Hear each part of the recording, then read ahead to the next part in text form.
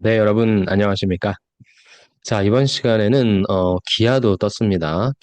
기아차죠. 생산직 엔지니어 자기소개서. 그리고 작성법에 대해서 좀 같이 한번 알아보도록 하겠습니다. 기아 같은 경우에도 이제 지원 동기를 써야 되니까 그냥 단순한 자동차 제조사 이거라기보다는 조금 더 어떤 의미 있는 의미 부여가 좀 필요가 하죠. 그래서 글로벌 모빌리티 기업으로 도약하고 있고, 그리고 뭐 최근에 제가 어제 좀 얼핏 봤는데 그 장진택 기자가 미디어오토에서 PBV 이거 시승하는 걸 봤거든요. 그래서 그런 영상도 좀 보시면서 기아가 지향하는 곳이 이제 어디인지 그런 부분들을 좀 파악하시는 것도 좋을 것 같아요. 그래서 지속 가능한 이동의 가치를 만들어가고 있다. 말이 좀 어렵긴 하지만 단순한 자동차 제조사가 아니다. 이런 부분들에 있어서의 언급도 뭐 하실 수 있으면 좋을 것 같습니다. 그래서 뭐 원하는 인재상과 특히나 생산 현장의 역할을 제대로 이해하는 것이 합격의 핵심이다라고 저는 생각하고요. 지금 제가 거의 제일 많이 하고 있는 것이 이제 현대차 생산직 면접 컨설팅을 좀 많이 하고 있는데, 그거랑 맞물려서 아마 현대차 떨어지신 분들이 아니면 현대차 면접 보고 계신 분들도 다 쓰실 것 같아요. 자기소개서 항목 비슷하시고. 그래서 뭐 현대와 기아는 똑같다라고 보셔도 되니까 요 기아도 현대차 쓰신 거 바탕으로, 아니면 현대차 쓰시려고 했던 분들은 이번에 기아 놓치지 말고 좀 써주시기 바랍니다.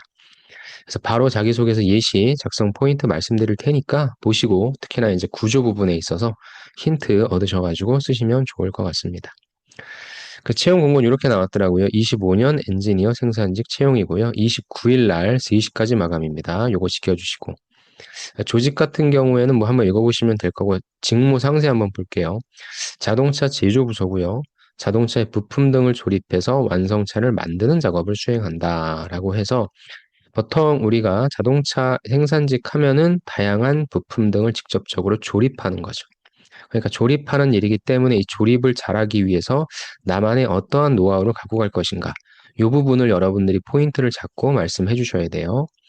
자동차 조립 컨베이어 라인에서 자동차 부품을 올바른 순서로 조립한다. 이러기 때문에 어떤 매뉴얼을 준수해야 된다라고 하는 부분 파악할 수 있겠죠. 그다음에 부품 조립 전에 필요한 검사 및 조정 작업을 수행한다. 그러니까 역시 이것도 매뉴얼 준수, 아니면 어떤 원칙 준수 이럴 수 있겠죠. 그다음 작업 중 발생할 수 있는 문제나 결함을 식별하고 또 신속하게 조치해서 결국에는 생산량을 유지하고 품질 향상을 도모해야 된다. 이게 바로 내가 생산성을 향상시키고 생산성을 유지하면 물론 향상시킬 수 있는 그러한 역량을 어필할 수 있어야 되겠죠. 그래서 문제 해결 능력을 어필해 주시는 게 좋을 것 같습니다. 그다음 여기 또 나오죠. 안전규칙, 안전수칙과 규정을 준수하고 안전장비와 도구를 사용하여 작업 수행한다. 이 부분이 아까 위에서 말씀드렸던 원칙을 준수하는 것. 특히나 요즘에 이제 공장이나 어떤 생산 현장에서 사고가 나면 큰일 납니다. 그렇기 때문에 이 부분, 안전에 대한 부분을 내가 좀 특별히 많이 신경 쓰고 있다라고 하는 부분도 여러분들이 신경 써주셔야 될 것 같고요. 그 다음에 상황, 수량 등의 정보를 정확하게 파악해서 라인 가동에 차질이 발생하지 않도록 해야 된다. 자, 그래서 이제 제가 현대차 하시는 분들한테도 말씀드리고 있는데, 첫 번째, 이 일을 하기 위해서는 매뉴얼을 잘 따라야 됩니다. 두 번째, 원칙이라고 하는 부분이 있을 거예요. 이 원칙 안에는 뭐 매뉴얼이라고 하는 것도 들어가 있을 수 있는데, 넓은 범위에서 원칙을 준수해야 됩니다. 그 다음에 기술적으로 어떤 문제가 터졌을 때 문제를 해결할 수 있는 능력이 있어야 될 거고요. 네 번째, 이러한 일들을 혼자 하는 것이 아니라 같이 하기 때문에 협업 능력이라고 하는 부분도 필요할 겁니다. 이렇게 여러분들이 면접을 보러 가시거나 자기소개서를 작성하실 때에는 이 일이 무슨 일인지를 여러분 머릿속에 그릴 수 있어야 되고요. 그 다음에 그린 다음엔 어떻게 해야 됩니까? 이 일을 하기 위해선 내가 봤을 땐 어떠한 역량들이 필요하구나라고 여러분들 나름대로 정의를 내리시는 게 좋아요. 각계 전투로 이 경험이 있으니까 잘할 수 있다. 이 경험이 있으니까 잘할 수 있다. 이렇게 하시는 것보다는 이 경험을 하기 위해서는 어떤 역량이 필요하다. 그다음 이거에 어울리는 나의 경험은 무엇일까? 이런 식의 접근을 추천드립니다. 좋습니다. 그럼 이제 바로 자기소개서 내용으로 가보도록 하겠습니다. 자, 1번 질문입니다. 조금만 더 크게 할까요? 음. 자, 1번 질문. 1번은 지원 동기죠. 당신이 엔지니어에 적합하다고 생각하는 이유. 그 다음에 입사 후 5년 내 달성하고 싶은 목표를 구체적으로 기술해 주십시오. 글자 수는 뭐 500에서 1000자니까 가급적 1000자로 수렴하는 게 좋겠죠. 제가 두 가지 버전을 좀 만들어 봤는데요. 첫 번째 버전은 그냥 생산직에 적합하다고 하는 이유라고 하는 부분이니까 내 강점을 좀 위주로 써주는 겁니다. 이거는 말 그대로 관련해서의 경험이 좀 있으신 분들, 그 다음에 소재 발굴이 좀 가능하신 분들은 바로 다이렉트로 무엇이 있다. 또 생산직과 연관된 경험을 그냥 쭉 써주시면 돼요. 첫 번째는 저는 기아 생산직 엔지니어로서 무엇입니까? 정확성과 안정성을 기반으로 현장에 기여할 수 있다고 생각합니다. 즉, 제일 처음에 두 갈식 문장으로서 내가 무엇이 있다라고 하는 역량을 딱 제시를 해주시고요. 그 다음에 그에 관련된 소재를 풀어내는 거죠. 대학 시절에 기계 관련된 실습 프로젝트에 참여하면서 이런 걸 일부러 등장시켜 주는 겁니다. 수많은 반복 작업 속에서도 작은 편차가 전체 결과물의 품질을 좌우한다는 사실을 배웠다. 요게 이제 생산직에서 여러분들이 항상 신경 쓰셔야 될 거죠. 그러니까 요 내용을 통해서 뭘 할 수 있냐면 생산직에 대한 이해도를 갖고 있구나. 특히나 부품 조립, 배선 실습에서 토크 값이 일정하지 않거나 순서를 지키지 않을 경우 불량이 발생하는 경험을 통해 아까 위에서 뭐라고 했습니까? 위에서 순서를 지켜야 된다 그랬죠. 그래서 나는 어떤 사람이냐면 표준을 철저히 준수하는 습관이 있어요. 또한 팀 프로젝트 과정에서 공정별 담당자가 서로의 작업을 교차 확인하며 협업해야 됐기에 동료와의 소통과 점검 문화도 품질 확보의 핵심임을 체득했다라는 거죠. 그래서 나는 정확하게 일한다, 안정적으로 일한다. 그래서 어떠한 역량이 있다, 이런 역량이 있다. 그래서 여러분의 강점을 제시해 주시고 그게 어떤 내용인지 간단히 제시해 주시죠. 그럼 또 있어요. 나는요, 안전에 대한 인식입니다. 실습실에서 고온 장비를 다루던 중에 이런 것도 중요하죠. 사소한 부주의가 결국엔 큰 사고로 이어질 수 있다는 사실을 경험한 뒤 모든 작업 전후에 항상 체크리스트 요걸 작성하는 습관을 들였다. 그래서 이는 기아가 강조하는 안전 최우선 원칙과 잘 맞닿아 있다고 생각합니다. 그래서 이 부분을 뭐 붙여서 써주셔도 되고 그렇다면은 정확성과 안전성 뭐 요게 첫 번째, 두 번째가 안전 이런 식으로 나눠서 일단 강점이 무엇인지를 제시를 해주시고 그다음 무엇입니까? 그거에 대한 사례를 집어넣자. 그렇게 생각을 해주시면 될 것 같아요. 그 다음에 이제 밑에 보시면 여기 입사 후 이제 포부가 나오는데 이 포부는 사실 뭐 제가 좋아하는 스타일은 아니에요. 5년 이내에 포부를 작성하라고 하면은 여러분이 이제 그러면 요걸 어떻게 세부적으로 나눌 것인가 이렇게 생각하시는데 뭐 저는 그냥 입사 후 포부를 간단하게 쓰셔도 좋을 것 같습니다.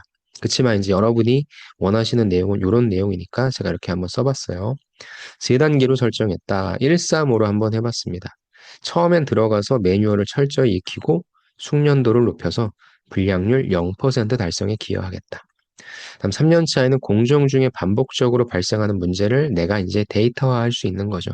그리고 이제 본격적으로 개선 아이디어도 제안하고 팀 내 협업에 적극 참여하겠다. 다음 5년 차에는 전동화, 생산 라인 확대 과정에서 안전과 품질을 동시에 관리할 수 있는 현장 핵심 인력으로 성장해 후배에게 지식과 노하우를 전달하겠습니다. 그래서 목표는 단계별로 제시 추천이라고 썼는데 솔직한 심정으로 그냥 뭐 1년 차, 3년 차, 5년 차 없어도 됩니다. 그냥 뭐 첫째 뭐 하겠다, 둘째 뭐 하겠다, 셋째 뭐 하겠다. 이렇게 써주셔도 좋을 것 같고요. 이제 여기서 맞추셔도 되고 글자 수가 좀 남는다라고 하면 전체 클로징. 그래서 나는 기아의 혁신적인 모빌리티 비전을 현장에서 구현하는 인력이 되고자 하며 다시 한번 작은 공정 하나하나에 책임을 다하는 자세로 이바지하겠다는 내용입니다. 그래서 아마 1번을 쓰시기 제일 어려워하실 텐데 강점이 있으신 분들은 이렇게 내 강점을 제시하고 입사 후 포부는 이렇게 뭐 첫째, 둘째, 셋째 이렇게 쓰시고 마지막 전체 클로징 하는 거 이걸 좀 말씀드리고요. 두 번째 버전은 제가 이제 제일 좋아하는 어떠한 지원 동기인데요. 사실 이제 지원 직무에 관련된 강점이 별로 없는 분들 있죠. 이런 분들은 뭐 이상한 거 끌고 오시는 것보다는 내가 여기를 왜 지원했는지에 대한 분석력을 보여주는 것도 하나의 방법이 될 것 같아요. 그래서 이제 기아 자동차 산업이죠. 모빌리티 산업은 전기차와 자율주행을 중심으로 큰 변화를 겪고 있고 이러한 전환기의 경쟁력은 결국에 첨단 기술도 중요하지만 그를 구현해야 되잖아요. 왜? 나는 생산직이니까. 산업 쪽에 있어서의 큰 과제, 그리고 이를 내가 지원한 직무 쪽이랑 연결시키려고 하는 모습. 그렇다면 기아는 어떻게 하고 있냐? 전동화 라인을 선도적으로 확장하고 지속 가능한 모빌리티를 지향하고 있고 품질과 안전을 핵심 가치로 삼아 글로벌 시장에서 신뢰를 쌓아가고 있고, 그러니까 이러한 변화에 있어서 기아가 어떻게 하고 있는지를 써주고, 그럼 또 내 역할을 써줘야 되겠죠. 나는 이러한 기아의 방향성에 공감한다. 변화하는 산업 환경 속에서 현장에서 결국에 품질을 지키는 역할을 맡고 싶어서 지원하게 되었다. 그래서 첫 번째 산업에 대한 얘기, 두 번째 그에 따른 기아의 어떤 대응 내용, 그 다음에 이제 내가 지원한 직무에 대해서 의미를 써줘야죠. 생산직 엔지니어는 단순히 부품을 조립하는 사람이 아니라 작은 편차를 관리하고 공정 간의 균형을 유지하며 동료와 협업해 최적의 결과를 만들어내는 핵심 역할이다. 아, 그래서 이 부분은 이제 위에 있는 내용을 제가 그냥 갖고 온 건데요. 여기에서는 결국에는 여러분이 하실 수 있는 내용, 여러분이 여기에서 말씀하실 수 있는 나의 역량을 이렇게 좀 제시를 해주는 거예요. 그다음에 이거에 관련된 내용을 간단하게 이렇게 언급을 해주는 겁니다. 그러니까 위 A 버전은 이게 구체적으로 무엇인지를 써주는 거고, B 버전은 그거에 대한 내용이 사실 직무랑 좀 연관성이 있지는 않으니까 간단하게 이러한 역량과 연결이 되는 겁니다. 라고 타이틀만 제시해 주는 거죠. 대학 시절 기계 실습 프로젝트 해봤다, 뭐 팀 프로젝트 해봤다. 그래서 이런 거 갖고 있다라는 내용입니다. 자, 그 다음에는 이제 포부입니다. 포부 같은 경우에는 입사 후 1년 차. 1년 차에는 작업 매뉴얼과 표준을 철저히 익혀서 무결점 조립을 실현하고, 역시 3년 차에는 요거 하고 5년 차에는 이거 하겠다. 그래서 이번에는 쭉 한번 뭉쳐서 써봤습니다. 위에서는 좀 구분해서 첫째, 둘째, 셋째, 이건 여러분이 느낌을 좀 보시라고요. 근데 요거는 이제 뭉쳐서 썼기 때문에 위에 있는 것보다는 조금 더 뭐라고 할까요? 덜 체계적으로 보이죠. 그래서 위에 있는 방식이 좀 좋은 것 같고요. 전체 클로징입니다. 그래서 이제 제가 생각했을 때, 뭐, 1번에서 사실 파악할 부분은 어떤 내용을 갖고 있는가라고 하는 부분인 거거든요. 그래서 아무래도 좀 경험이 있으신 분들은 버전 A로 써주시는 게 좋을 것 같고, 사실 자동차 생산 쪽이랑 전혀 상관이 없는 경험하신 분들도 이번에 현대차 면접에까지도 많이 오셨어요. 그렇기 때문에 그런 분들도 저는 약간 어거지지만 써보겠습니다 하시는 분들은 요런 틀로 써주시고, 좀 그게 너무 부담스럽다 하시는 분들은 아까도 말씀드렸다시피 뭐 산업, 기업 요런 지원 동기도 써주시고, 그 다음에 내 강점을 간단하게만 좀 언급해 주셔도 괜찮을 것 같습니다. 다음 2번 갈게요. 2번은 조직이죠, 조직. 조직의 구성원으로서 경험한 갈등 상황 과정. 이를 통해 배운 점. 한마디로 얘기해서 뭐예요? 갈등 상황이 발생했을 때 어떻게 대처했는지. 너무 쉽죠? 자, 보겠습니다. 이건 첫 번째 갈등 상황을 제시해 주시면 됩니다. 현장 실습에서 설비 기술 관련 업무를 맡으며 고장 진단 방식을 두고 동료와 갈등을 경험한 적이 있다. 이처럼 어느 부분에서 갈등이 발생했는지를 명확하게 제시해 주셔야 됩니다. 이 앞에 상황을 구구절절하게 설명하지 마시고 바로 그냥 이렇게 퉁쳐서 설비 기술 관련 업무 맡았는데 이러한 갈등이 생겼다. 그 다음에 이 갈등이 무엇인지 구체적으로 설명해 주는 게 더 좋아요. 자동화 설비에서 반복적으로 센서 오류가 발생하니까 야, 센서 교체해. 그 다음에 배선 접속부 점검해. 그러다 보니까 의견이 맞서다 보니까 문제는 뭐예요? 작업이 지연됐고 생산 라인 가동 중단 시간이 길어졌다. 그래서 갈등이 무엇인지를 구체적으로 제시했다. 그럼 이제 내가 어떻게 해결했는지 나와야 되겠죠? 그래서 바로 해결 노력과 어떻게 됐는지 결과값을 제시해 주시면 됩니다. 저는 이 상황에서 감정적인 대립은 피해야 돼요. 그 다음에 항상 업무할 때는 무엇으로 갈등을 해결합니까? 데이터와 근거를 활용해서 문제를 해결하려고 합니다. 그래서 과거 고장 기록을 확인했고, 센서 교체할 때 시간이 얼마나 걸리는가, 돈은 얼마나 드는가, 그 다음에 실제 점검한 후에 해결된 사례 비율을 비교했다. 얼마나 좋습니까? 그랬더니 접속부에서 불량이 발생한 경우가 절반 이상이었고, 이를 근거로 우선 배선 점검을 하자. 즉 뭐예요? 앞단의 교체가 문제가 아니라 배선 접속부, 이게 맞다는 거죠. 실제 그 원인을 따져보니까 뒷단으로 가는 게 맞겠다라는 거죠. 실제로 접속부에 이물질이 끼어서 센서 신호가 불안정해진 것이 원인이었고, 간단한 청소와 접속 보강만으로 문제가 해결되었다. 이게 결국엔 뭐예요? 내가 따져보니까 이러한 데이터가 나와서 후자의 방법을 취했더니 맞았다. 제가 이거 보니까 좀 생각나는 게, 항상 이 아이팟을, 에어팟이죠, 에어팟? 에어팟이 맞죠? 애플께? 그걸 끼면 오른쪽 귀 항상 이 충전이 덜 돼가지고, 이게 또 갈 때가 됐나? 한 1년 정도 넘게 썼거든요. 그래서 보니까 제가 우연찮게 봤는데 그 끝에 충전해야 되는 곳에 약간의 무엇인가 먼지가 묻어 있더라고요. 그래서 충전이 덜 된 거였는데 이걸 보니까 그 생각이 나네요.